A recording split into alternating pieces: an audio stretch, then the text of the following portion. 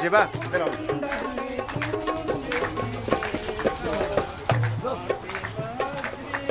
जल्दी लेके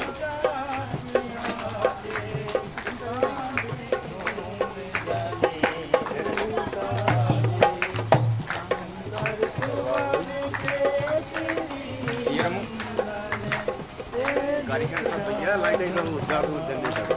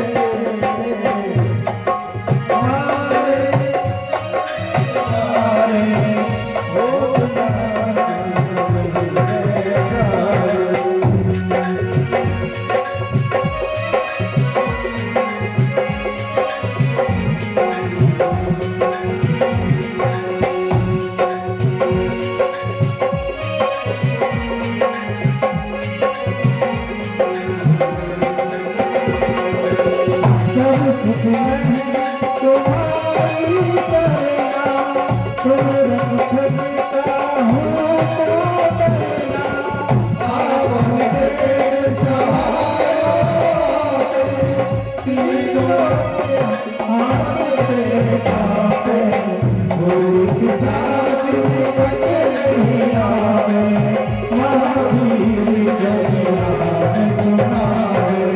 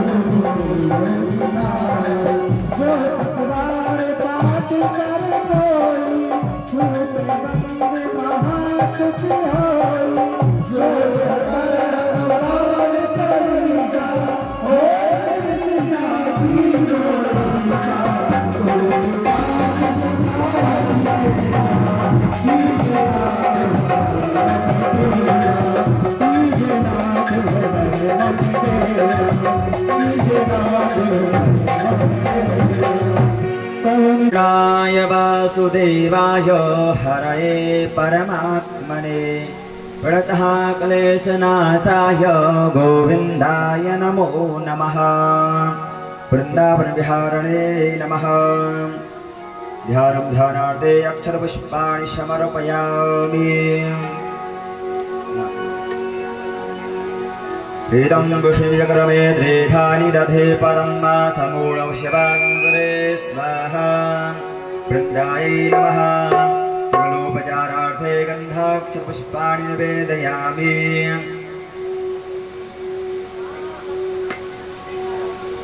वंशे विभूषितकरान्नवनीरदाभात् पीताम्बराबिम्बफलाधरोष्ठात् पूर्णेन्दुसुन्दरमुखादरविन्दनेत्रात् कृष्णात् परं किमपि तत्त्वमहं न जाने। पुराणपुरुषोत्तमाय नमः। सर्वोपचारार्थे गन्धाक्षरपुष्पाणि निवेदयामि।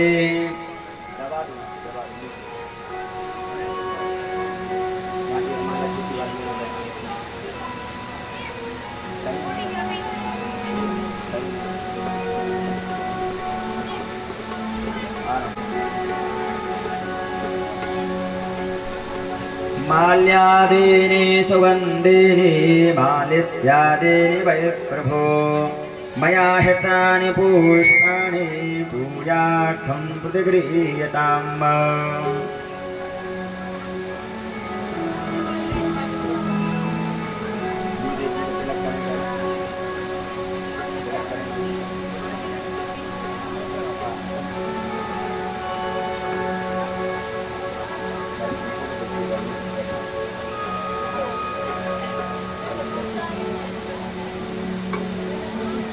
गुरुर्ब्रह्मा गुरुर्देवो महेश्वरा गुरुर्साक्षात् परब्रह्म तस्मै श्री गुरवे नमः।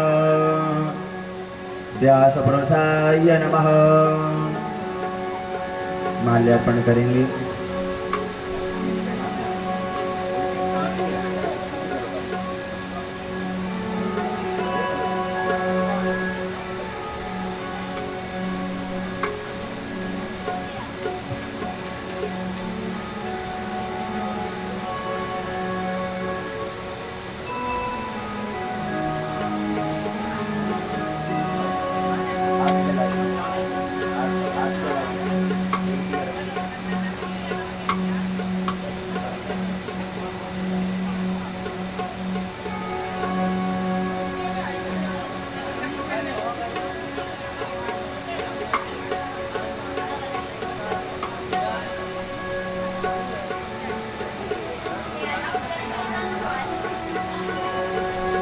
नमोस्तुते। ज्वालामालिन्यै नमः। रत्नेश्वरै नमः। गन्धाक्षरपुष्पाणि समर्पयामि। सभी से निवेदन अपने स्थान पर खड़े हो जाएं।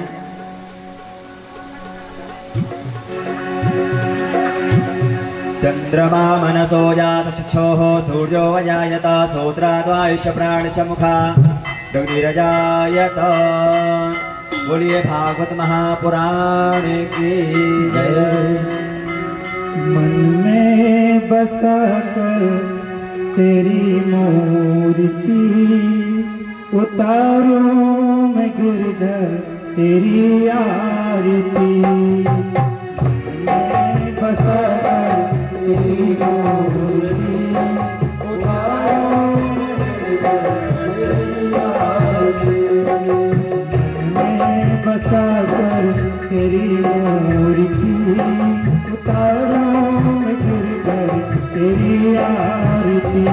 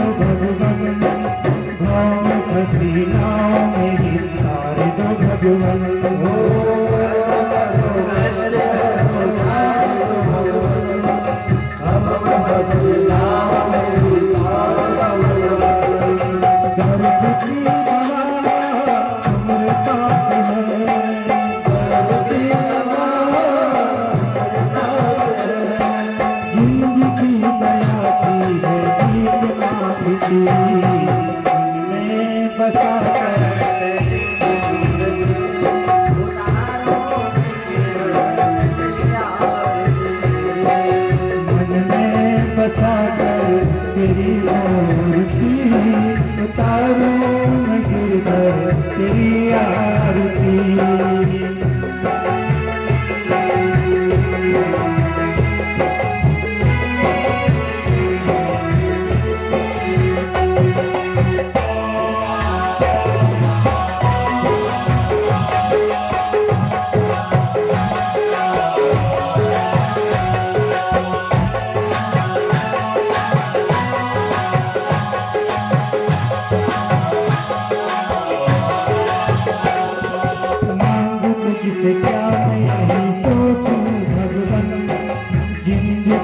तेरे नाम कर दी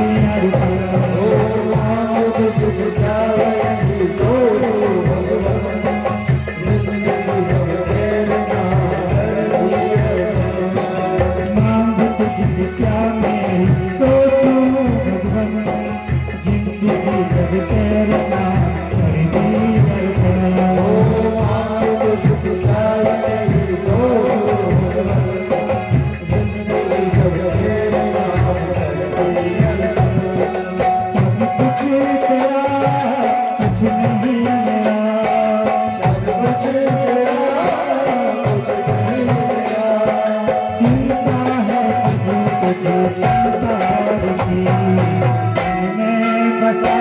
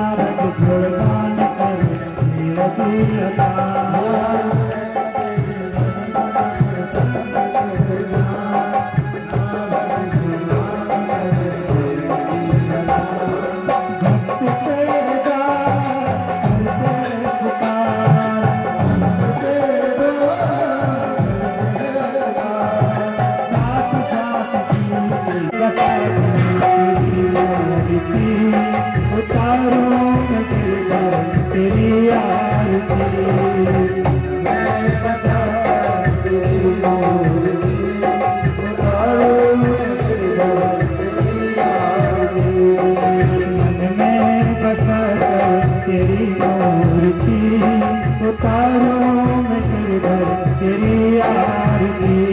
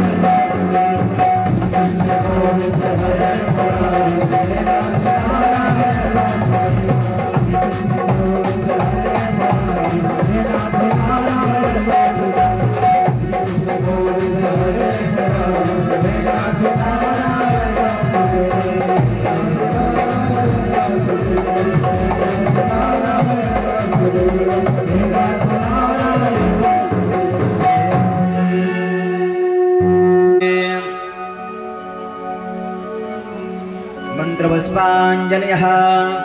ओम। प्रदक्षिणा कर लेंगे अपने स्थान पर खड़े होकर के। यानि कानि च पापानि जन्मांतरकृतानि च तानि सर्वाणि सन्तो प्रदक्षिणायां पदे पदे। बोलिए भागवत महापुराण की। बिरदायिने दोष्टरिष्ट विनाशाय पराय परमात्मने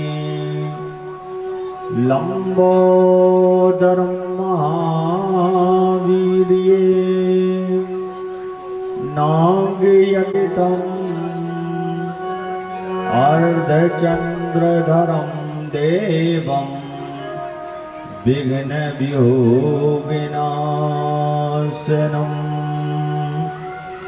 रोगानशेषान्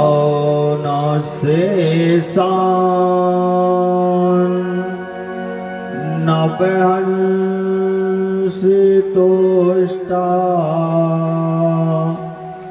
रोष्टातु कामान् सकलानवेष्टान् त्वमाश्रितानां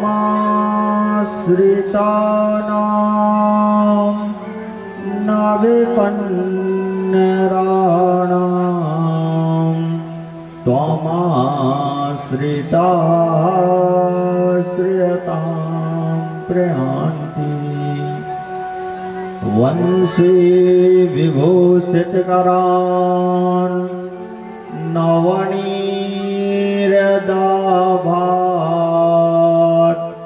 पीताम्बरादरुणबिम्बफलोदरोष्टात् पूर्णेन्दुसुन्दरमुखा दरविन्द्रनेत्रात् कृष्णात् परं किमपि तत्त्वमहं न जाने मनोजवं मार्यततुल्यवेगम् जितेन्द्रियं बुद्धिमतात्मरेष्टम् वातात्मजं वानरयूथमुख्यं श्रीरामदूतं शरणं प्रपद्ये श्रीरामदूतं शरणं प्रपद्ये राधा मेरी स्वामिनी मैं राधे को दास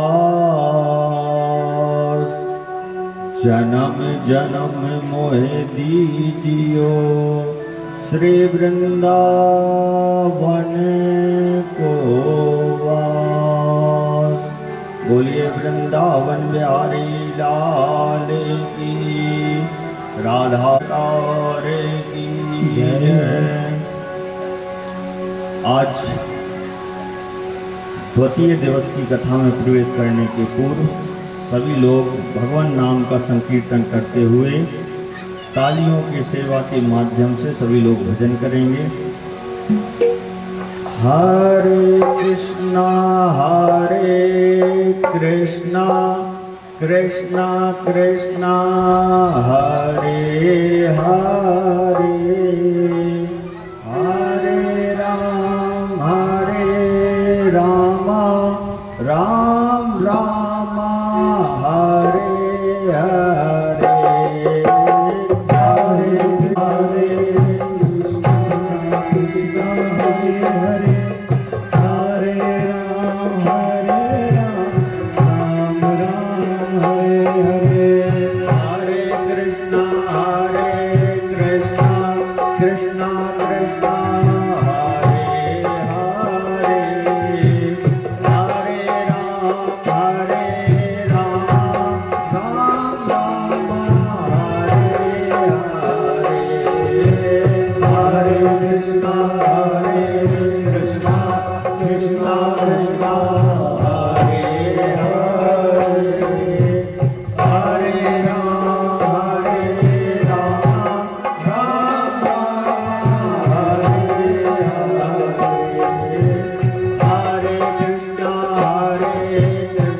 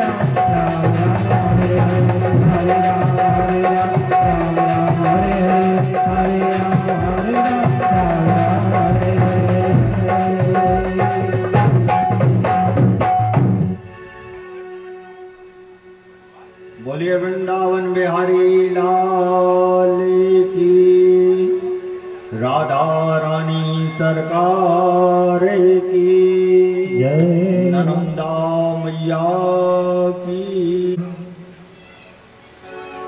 परम मंगल में परात्पर अखिलेश्वर अकारण वरुणालय भक्त वांछित कल्पतरु श्री पीताम्बरधारी श्री बाल कृष्ण लाल की बांगमयी प्रतिमूर्ति श्रीमद् भागवत को हम सभी प्रणाम करते हैं। आज हम द्वितीय दिवस की कथा में प्रवेश करने जा रहे हैं। कल आपने कथा सुनी कि गोकर्ण जैसे पापी का उद्धार करने का अगर किसी ग्रंथ में सामर्थ्य है तो वो श्रीमद् भागवत है, जिसने जिंदा लोगों का लेकिन मरने के बाद भी धुंधकारी जैसे प्रेत को मोक्ष दिला दिया।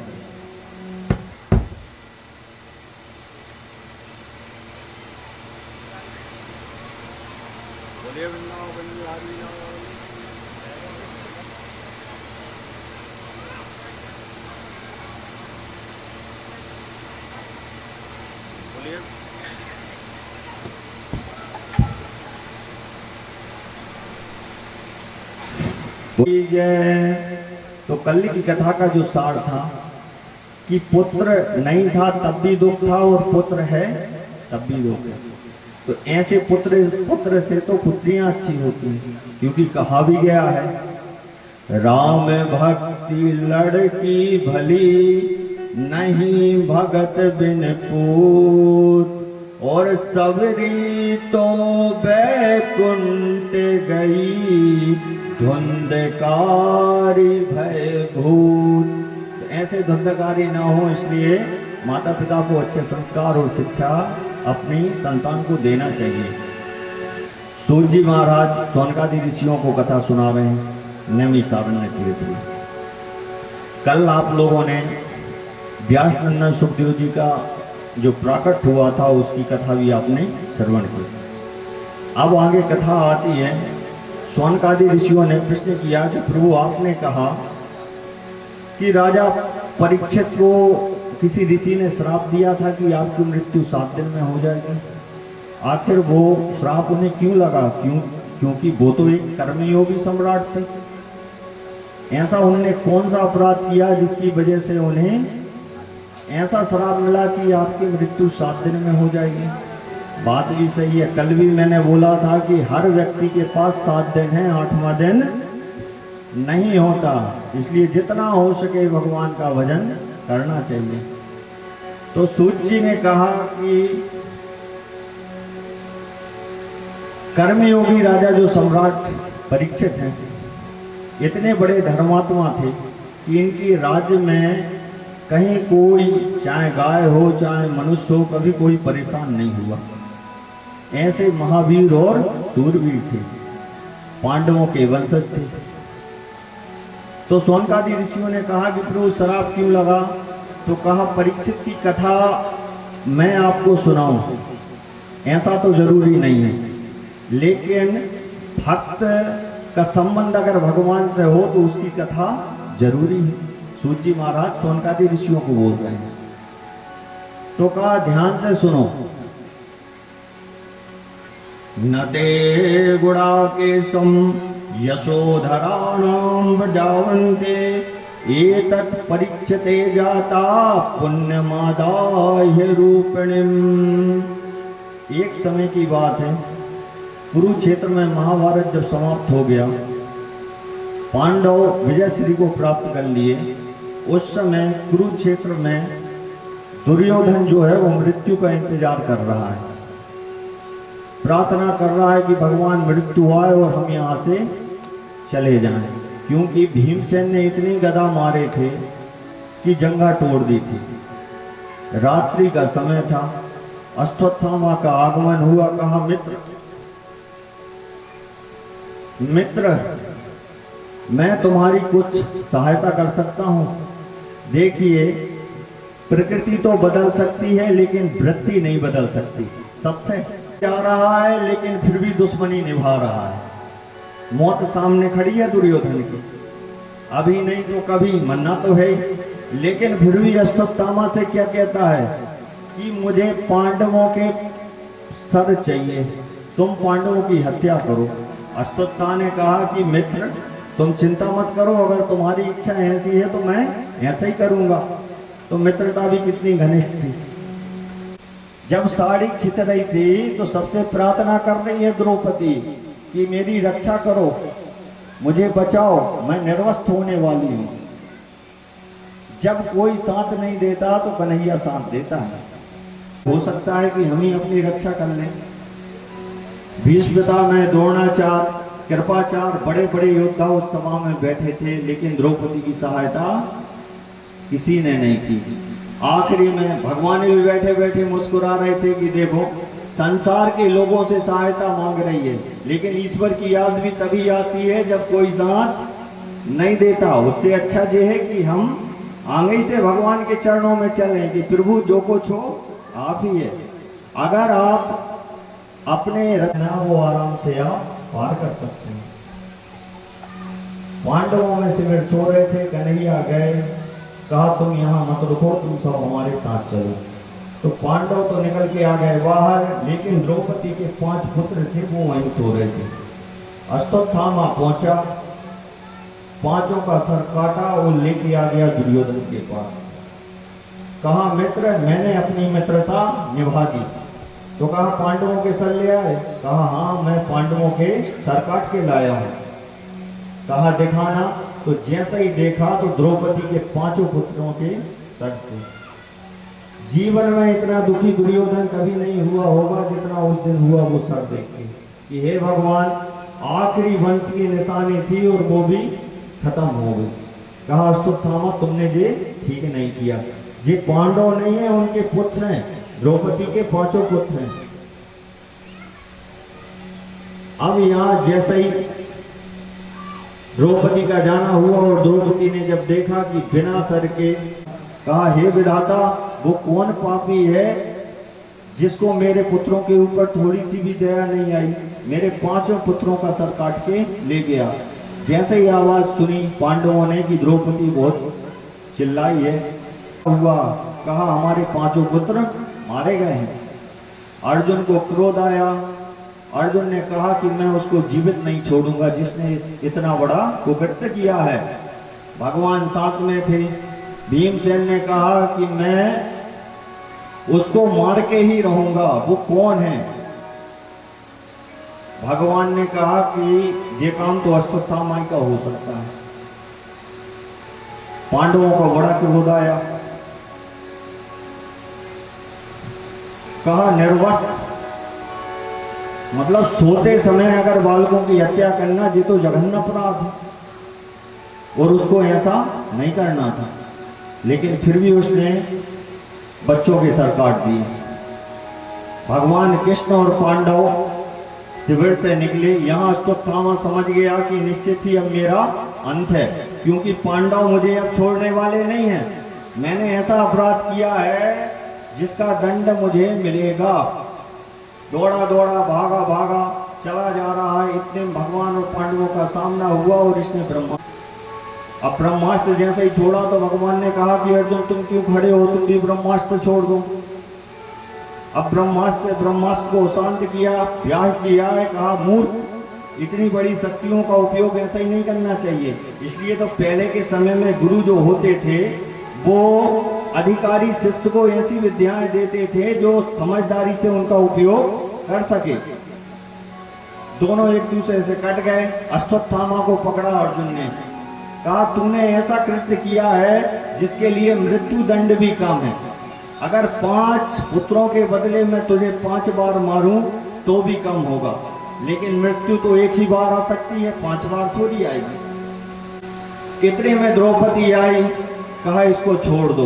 मुंचताम मनते विप्राणाम गुरुम परम। ब्राह्मण तो गुरु होता है और आपके गुरु जी का पुत्र है, इसको आप मत मारो। तो कहा क्यों ना मारे?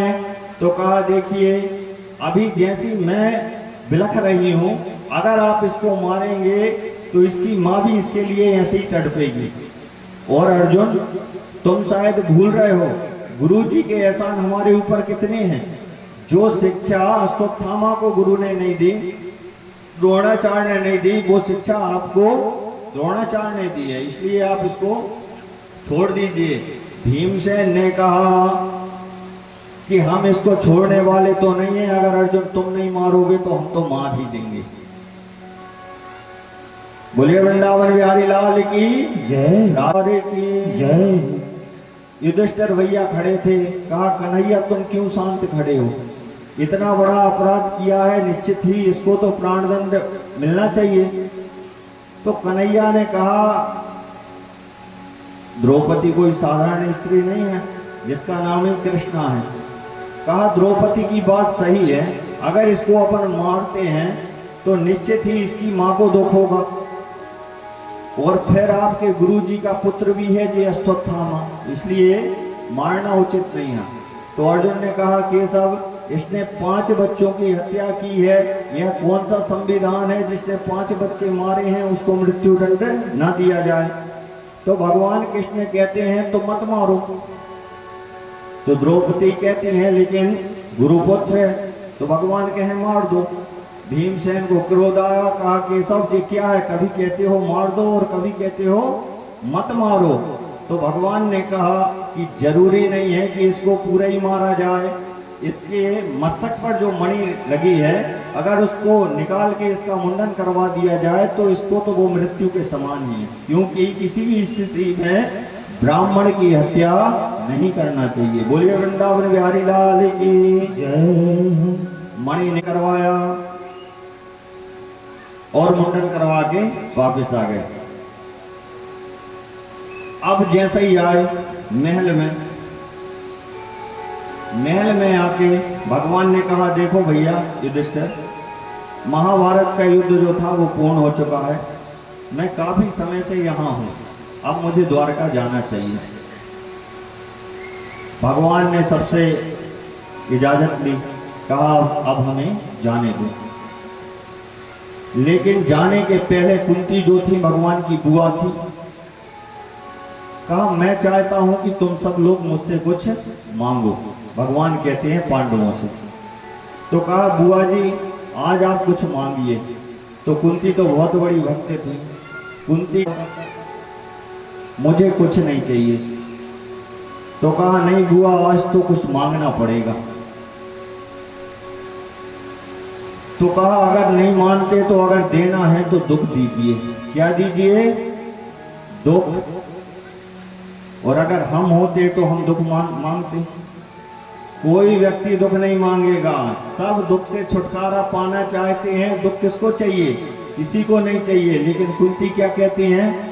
यहाँ बड़ी भारी स्तुति की है, कृष्णाय वासुदेवाय हरये परमात्मने प्रणता क्लेशनाशायो गोविंदाय नमो नमः।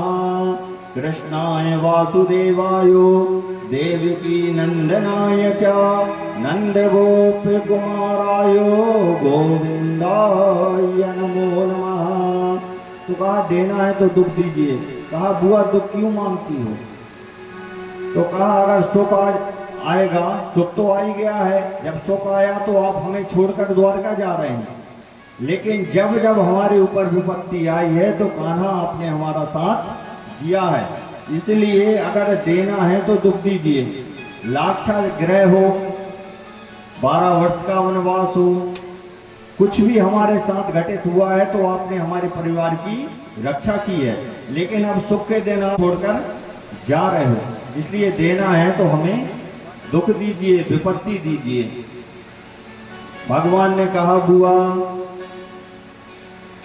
तुम इतनी बड़ी भक्त हो और मैं तुम्हें आशीर्वाद देता हूँ कि मेरा जो भजन है वो तुम्हारे जीवन में अनवरत चलता रहेगा।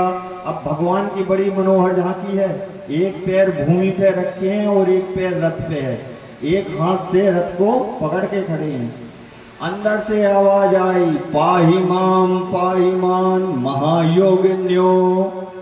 ये उत्तरा है अभिमन्यु की पत्नी।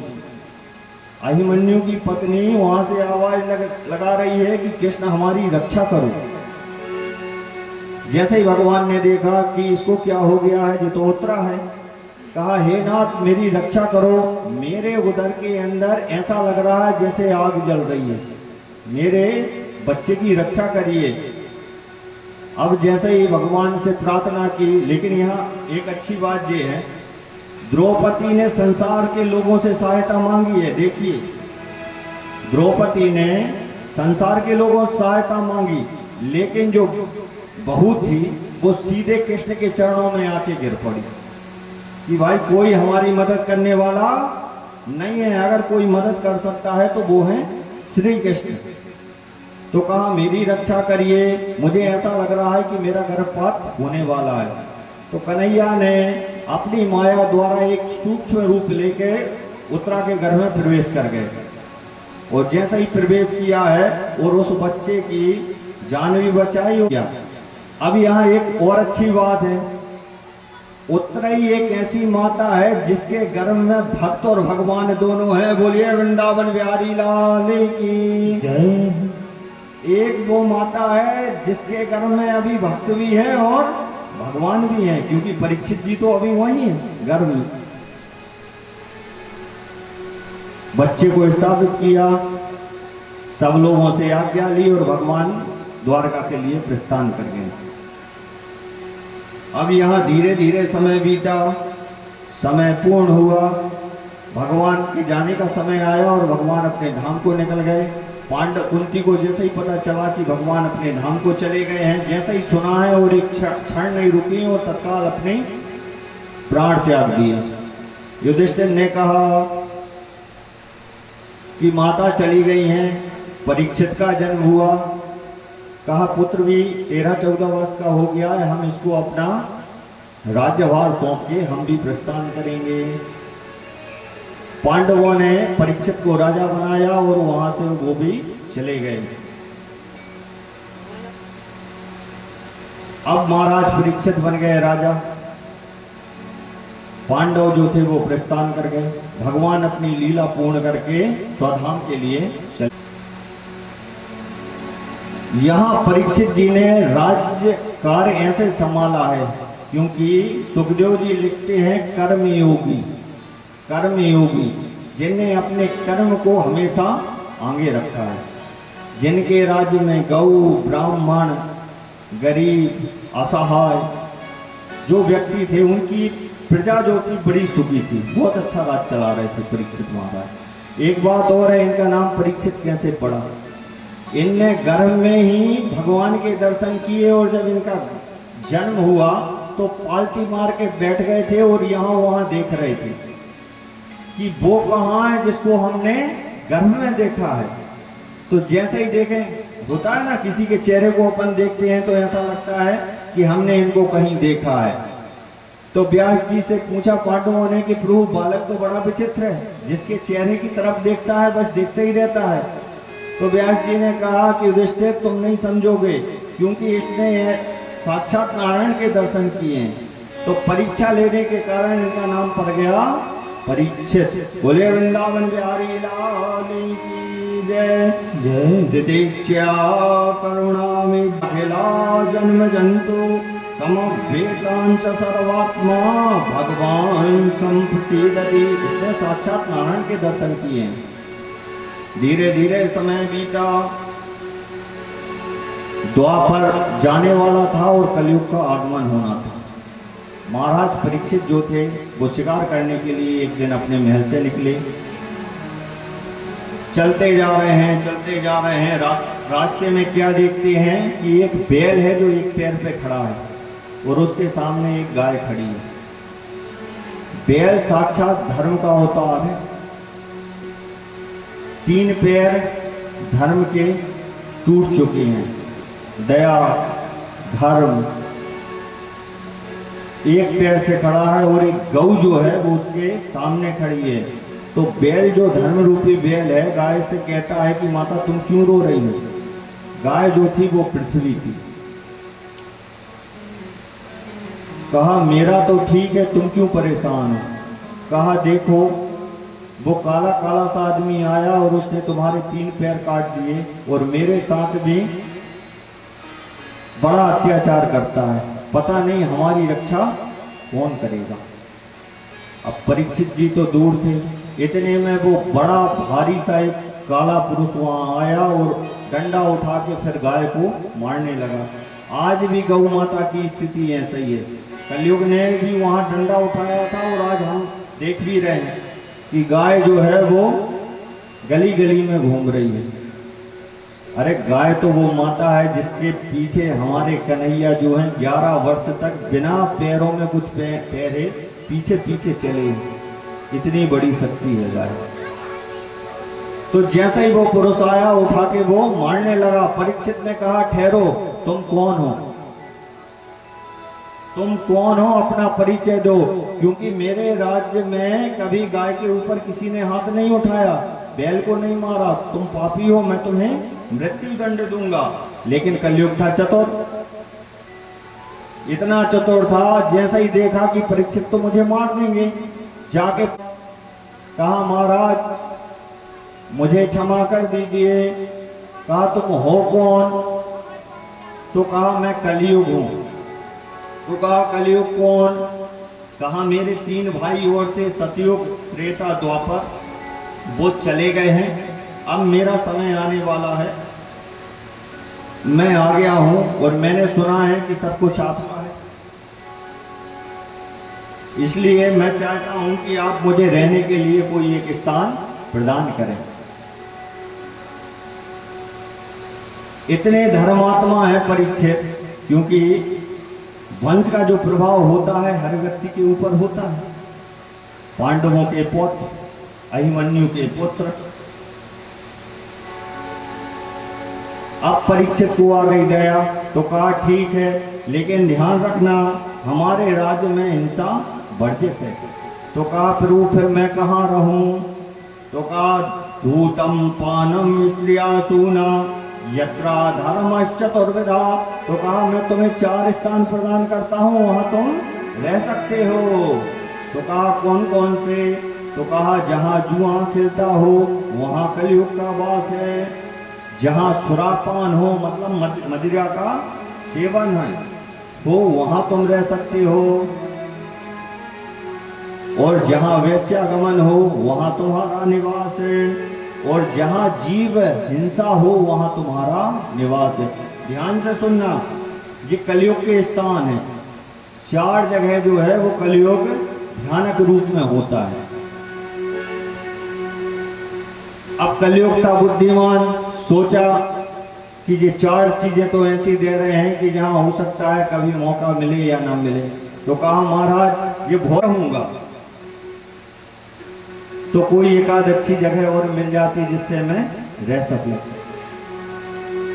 तो तत्काल परीक्षित ने कहा कि चलो स्वर्ण में भी तुम्हारा वास होगा, बोलिए वृंदावन बिहारी लाल की। सोने में वास कर दिया। अब भगवान गीता में कहते हैं कांचनम अस्मदास्मि, मतलब धातुओं में मैं स्वर्ण हूं। तो ऐसे सोने में कलयुग का वास हो सकता है क्या? नहीं हो सकता। भगवान कहते हैं धातुओं में स्वर्ण, लेकिन अन्याय और अनीति के द्वारा कमाया हुआ धन और उससे खरीदा गया सोना या चोरी करके लाया गया सोना, ऐसे में कलयुग का वास होता है। 5 स्थान दे दिए। अब 5 स्थान दे दिए। उस समय महाराज परीक्षित जो थे वो जरासंध का मुकुट पहन के आए थे, क्योंकि भीमसेन ने अनीति से जरासंध को मारा है। तत्काल कूद के बैठ गया मुकुट पे।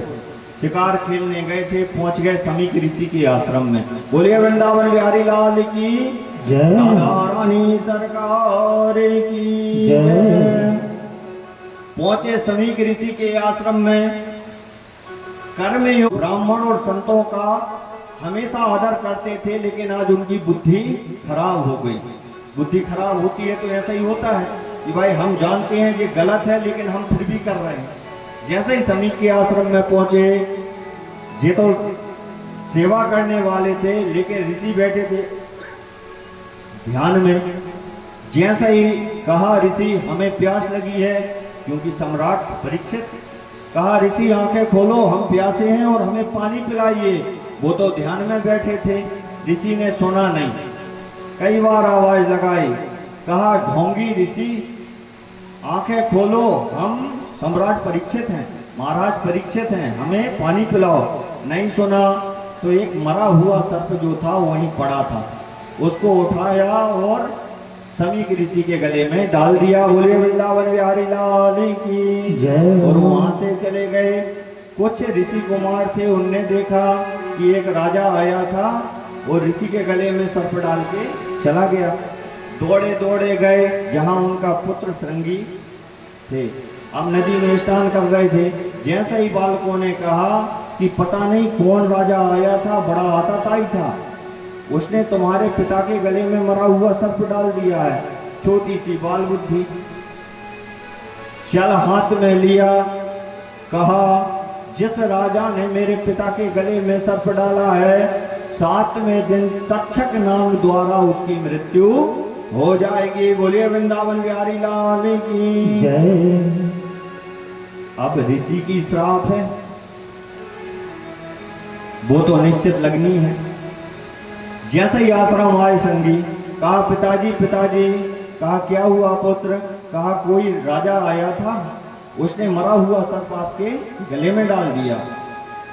अब गले में जब डाल दिया तो मैंने वहां जल में ही खड़े होकर उसको श्राप दे दिया कि 7वें दिन उसकी तक्षक द्वारा मृत्यु हो जाएगी।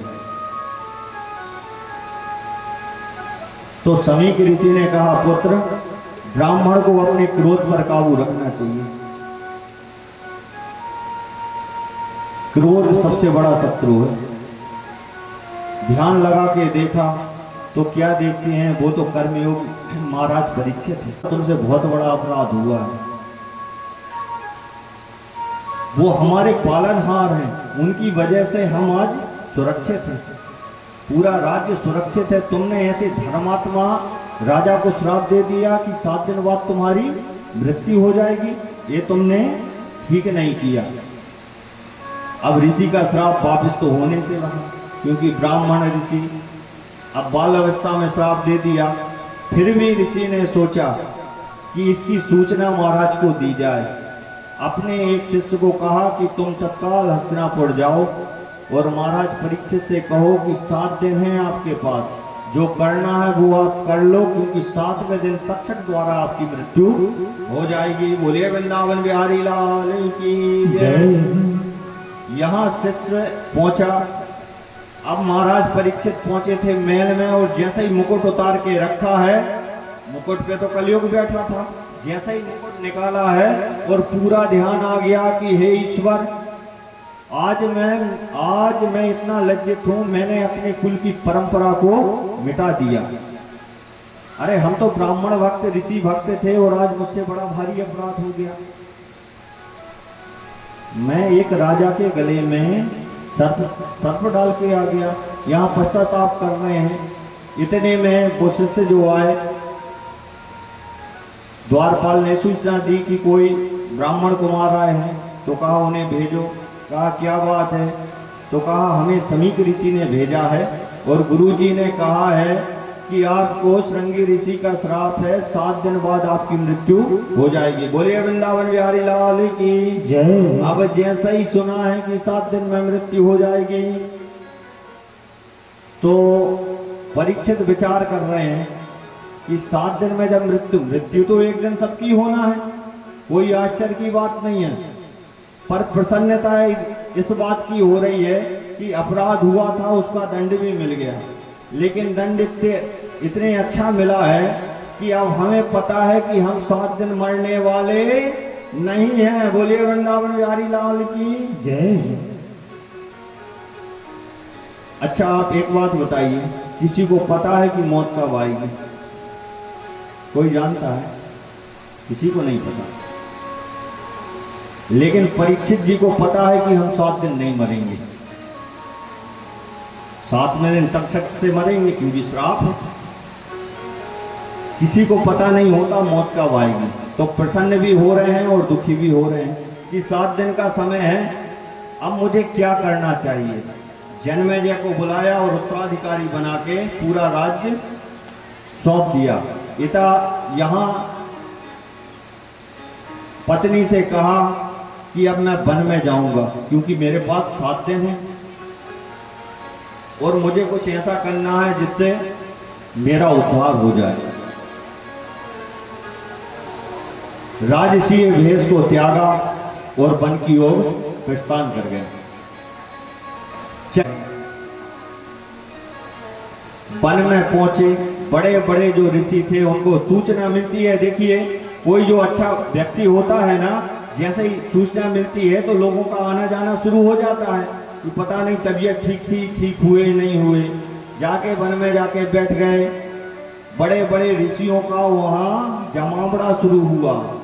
व्यास हैं, पाराशर हैं, श्रृंगी हैं, भरद्वाज हैं, अत्रि हैं, कश्यप हैं, बड़े बड़े ऋषि वहाँ इकट्ठे हो रहे हैं। अब जैसे ही ऋषि पहुंचे, हजारों की संख्या में, सोनकादि 88,000 ऋषि भी पहुंच गए। सबको महाराज जो है बैठ के चरण धुला रहे हैं और प्रार्थना कर रहे हैं कि हे ऋषिवर, आप मुझे बताइए कि मेरा 7 दिन में मेरी मुक्ति कैसे, मरने वाले व्यक्ति को क्या करना चाहिए, आप मुझे बताइए, और 7 दिन में मेरी मुक्ति कैसे होगी, इसका उपाय बताएं। बड़े बड़े ऋषि बैठे हैं, लेकिन कोई कुछ नहीं बोल पा रहा है। इतने में क्या होता है कि कल अपन ने कथा सुनी थी, परमहंस सुखदेव जी को जैसे ही पता चला कि महाराज परीक्षित को श्राप लगा है कि 7 दिन में उनकी मृत्यु हो जाएगी, सुनते ही सुखदेव जी ने कहा कि अब तो जाना चाहिए। छोटी सी कोपिन है, बस एक कमंडल है, एक छाता है, और सुखदेव जी वहां से चले। तत्रा भवत भगवान व्यासो पुत्रा यदक्षदामया आलक्ष्मी लिंगो निजा लाभ तुष्टो भूतास्ता। मतलब सुखदेव जी जब चले तो उनका तेज इतना था, जैसे ही ऋषियों ने देखा तो कहा ऐसा लग रहा है जैसे हजारों सूर्य जो हैं वो चलकर आ रहे हैं। कहा कौन है, कौन है, कौन है? ये आश्चर्य से देख रहे हैं कि ये कौन है।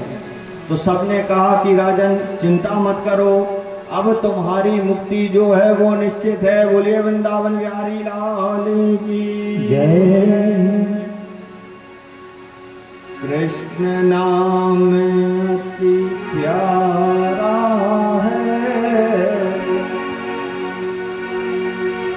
कृष्ण नाम अति मीठा है, कोई गा के देख ले। भजन करेंगे सभी लोग तालियों के साथ, बढ़िया भजन करिए। 7 दिन है, जितना हो सके भजन करें। कृष्ण नाम अति मीठा है, कोई गा के देख ले। आ जाते हैं प्रभु कोई बुला के देख ले। कृष्ण नाम अति मीठा है, कोई गा के देख ले। आ जाते हैं प्रभु को बुला के देख ले। हो कृष्ण नाम अति मीठा है।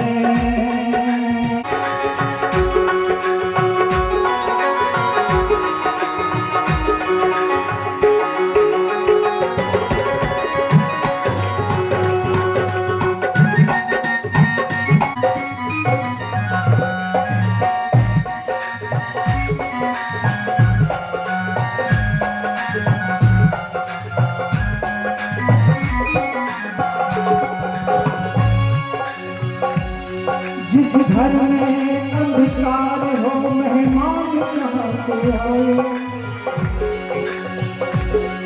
जिस घर में अंधकार हो मेहमान कहाँ से आए। जिस मन में अभिमान हो भगवान कहाँ से आए।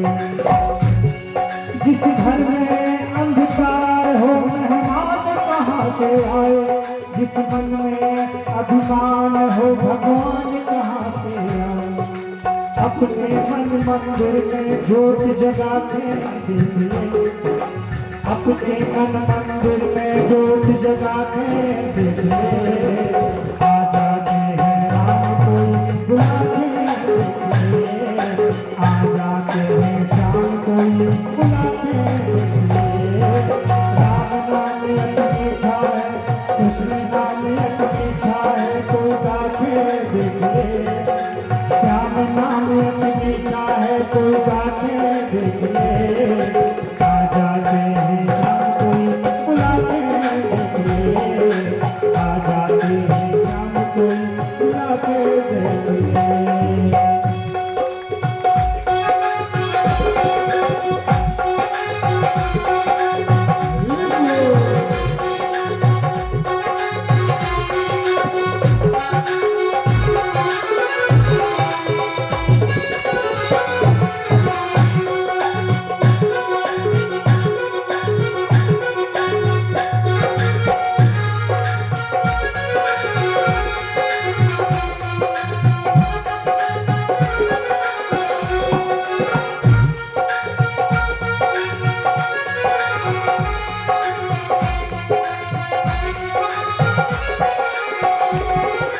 मन मंदिर भगवान का है यहाँ मैल नाने देना, मन मंदिर भगवान का है यहाँ मैल नाने देना, मन मंदिर भगवान का है यहाँ मैल नाने देना, हीरा जन अनमोल है सुदर्श भगवान देना। कोई सबरी जुठ देर खिला देख ले, कोई सबरी जुठ देर खिला देख ले, आ जाते हैं शाम कोई बुला के देख ले, आ जाते हैं शाम कोई बुला के देख ले, कृष्ण नाम मीठा है कोई गाने देख ले, राम नाम मीठा है कोई गाने देख ले, आ जाते हैं शाम कोई बुला के देख ले, आ जाते हैं शाम कोई बुला के देख ले।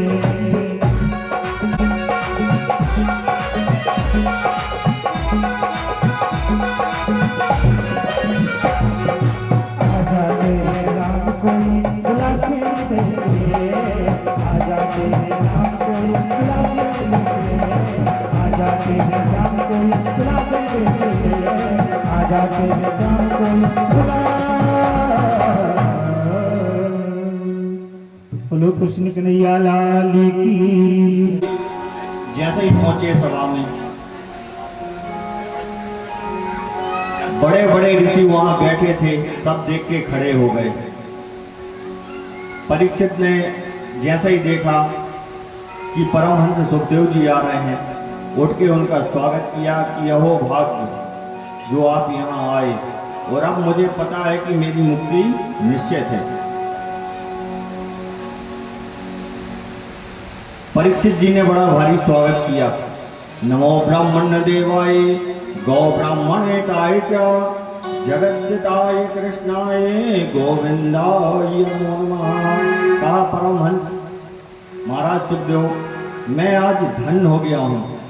मैं अपने भाग्य को पहले तो श्राप में लगा, मतलब मुझसे अपराध हुआ इसलिए श्राप लगा है, लेकिन आज मुझे यकीन हो गया है कि श्राप ऋषि ने क्यों दिया है।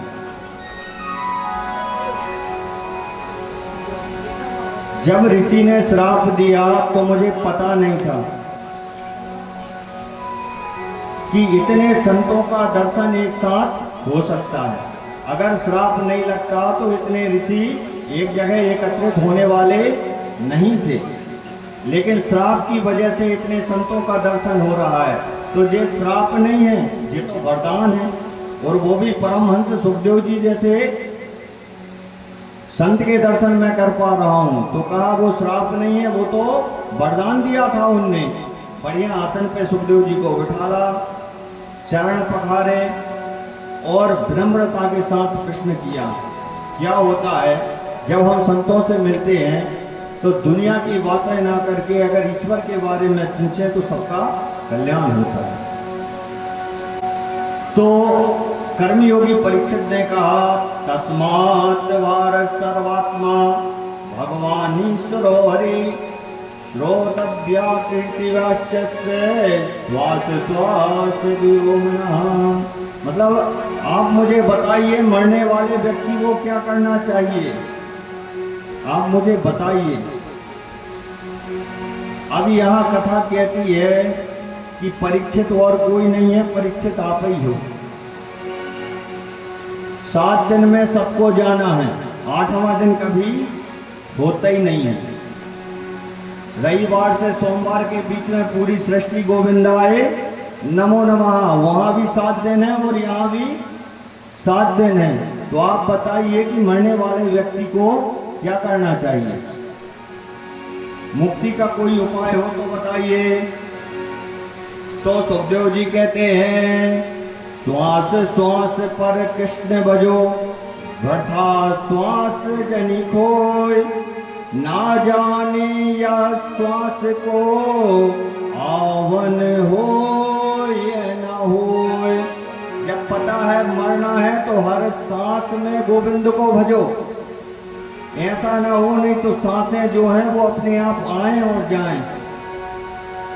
तो कहा मरने वाले व्यक्ति को तो यही करना चाहिए कि भाई हर श्वास उसकी कीमती है। जब पता है कि मरना ही है तो उसका उपाय आगे से करके रखें।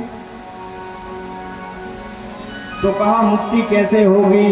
कहा बिना गोविंद की शरण में जाने से मुक्ति नहीं हो सकती। तो कहा भजन तो कठिन होता है, सही में कठिन होता है भजन। आजकल घरों में भजन हम देख भी रहे हैं, मुश्किल से 1 मिनट में अगर अगरबत्ती लग गई मतलब भजन हो गया। 1 मिनट भी नहीं लगे था, 1 मिनट में अगरबत्ती घुमाई और भजन करके निकल गए। चलते फिरते 1 आध लोटा जल दे दिया तो दे दिया, नहीं तो सब ठीक है। नियम है गृहस्थ आश्रम में पंचदेवों का पूजन अनिवार्य। पंचदेव कौन? सबसे पहले 1 लोटा जल सूर्य नारायण को प्रतिदिन हर मनुष्य को देना चाहिए। शास्त्रों में वर्णन है, कुछ करें या ना करें लेकिन 1 लोटा जल भगवान सूर्य नारायण को जरूर अर्पण करें। 1 गणेश जी की पूजा अगर घर में होती है तो रिद्धि शुद्धि सुख समृद्धि ये सब चीजें रहती हैं जहाँ गणेश होते हैं। गणेश जी की पूजा ज्यादा नहीं तो 1-2 फूल 2-4 दूबा चढ़ा के, विशेष भगवान नहीं कहते कि आप हमारी पूजन करो, भगवान क्यों कहेंगे। इसके बाद गणेश जी के साथ गौरी होती, गौरी मतलब जगदम्बा आदि शक्ति भवानी देवी प्रपन्नाट्य हरे प्रसीद प्रसीद माता जगतो खलस्य प्रसीद विश्वेश्वरी पाहि विश्वेश्वरी तुमीश्वरी चराचरस्य। ऐसी जगदम्बा जो है हर घर में रहती है। भगवती जगदम्बा की पूजा करनी चाहिए। कितने हो गए? 3। भगवान नारायण, अब नारायण में आपके लड्डू गोपाल भी हो गए, जो राम की पूजन कर रहे हैं वो भी उन्हीं का पूजन कर रहे हैं। ऐसा नहीं कि नारायण अलग हो गए, गोविंद अलग हो गए, राम अलग हो गए, ये तो श्रद्धा का विषय है। पर अगर इनकी पूजन हो तो बहुत अच्छी बात है। और आखिरी है महादेव। 1 लोटा जल सब समस्या का हल। वो तो करना ही है, भोलेनाथ को नहीं छोड़ना। भोलेनाथ की जितनी हो सके उतनी आराधना करिए, क्योंकि औघड़दानी है, बड़े जल्दी प्रसन्न होते हैं। तो पंचदेवों की पूजा नित्य घर में होना चाहिए। पूजा भी ऐसी नहीं होना चाहिए कि तिलक कहीं लगा है और चावल लगा के कहीं और चले गए। 5 मिनट हो लेकिन हो मन से, ज्यादा नहीं चाहिए कि आधा घंटा आप लगे ही हो। कई जगह तो ऐसी स्थिति है कि एक ऊपर में इकट्ठे करके पता चला गणेश जी से विष्णु भगवान टकरा रहे हैं और विष्णु भगवान से गणेश जी टकरा रहे हैं। पूरे में करके और रख के जल्दी से तिलक चंदन लगा के हो गई पूजा। ऐसी पूजा भी नहीं करनी। भगवान कम रहे हैं और पूजा बढ़िया धूप दिखाइए, दीप लगाइए, भोग लगाइए और पूजन चलती रहे। बोले वृंदावन बिहारी लाल की जय। अब यहाँ सुखदेव जी परीक्षित से कहते हैं कि राजन, जब मरना ही है तो ये श्वास जो है ना वो वृथा ना जाए, इसलिए आप भजन करिए और भगवान का आश्रय लीजिए। तो कहा भजन करने के लिए क्या करना चाहिए? तो कहा जितासनो जित श्वासो जित संगो जित इंद्रिया स्थूले भगवतो रूपो मना संधारे विरहा। तो कहा भजन करने के लिए सबसे पहले आसन को जीतना पड़ता है।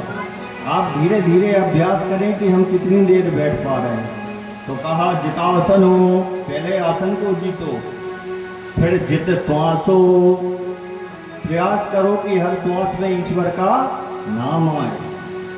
जितेंद्रिया, अपनी इंद्रियों को अपने बस में रखो, तब जाके भजन होता है। और कोई कहे कि हम तो बुढ़ापे में कर लेंगे, हो जाएगा क्या? कभी नहीं हो सकता, क्योंकि जब तक आदत में नहीं, आदत जब बनती है किसी कार्य की तो वो ही चलती है। कुछ किया नहीं है, उन्होंने कहा दादाजी राम राम तो ले दो, आपकी मुक्ति हो जाएगी। तो घर वाले कहते हैं राम कहो राम, दादाजी अब तो आखिर यही समय है। तो दादाजी कहते हैं लाम। क्या कहते हैं? लाम। मतलब वाणी भी जो है वो राम नहीं कह पा रही है, आंखें बंद करके पड़े हैं और कह रहे लाम। पर भगवान का एक अच्छा स्वभाव है, ये तो ईश्वर का स्वभाव है, भाव को भाव अलखे आरसहु, नाम जपहि मंगल किसी का रहन। भगवान कहते हैं कि अगर जमाई आ रही है और किसी ने राम कह दिया तो मैं उसका भी कल्याण कर दूंगा।